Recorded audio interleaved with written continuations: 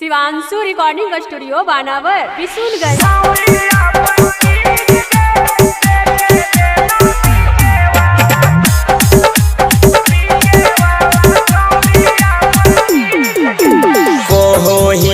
छोरी तनी सुन न प्लीज गे, कहो ही ओ छोरी तनी सुन न प्लीज गे। देखे देना पीछे वाला छोरी अपन चीज गे, देखे देना पीछे वाला छोरी अपन चीज गे।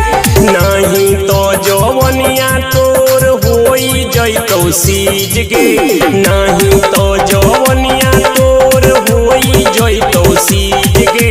देखे देना पीछे वाला छोरी अपन चीज गे, देखे देना नीचे वाला छोरी अपन चीज गे।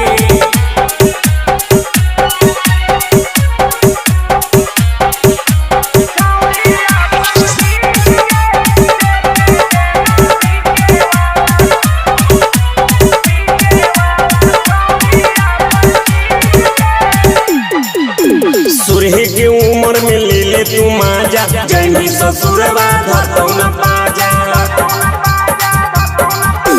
सुरहे के उम्र में ले ले तू माजा, जैनी ससुरवा धरतौ न पाजा। हमारा में हो कौचौरी कमी कौन चीज गे, हमारा में हो कौचौरी कमी कौन चीज गे।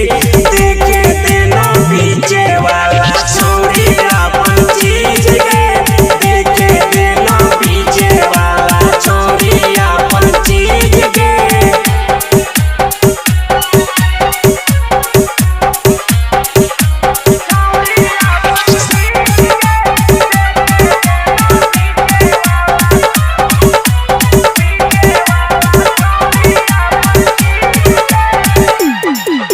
हम देबो छोरी हौवाला फील गे, टाइट सामान तोर कर देबो ढील गे।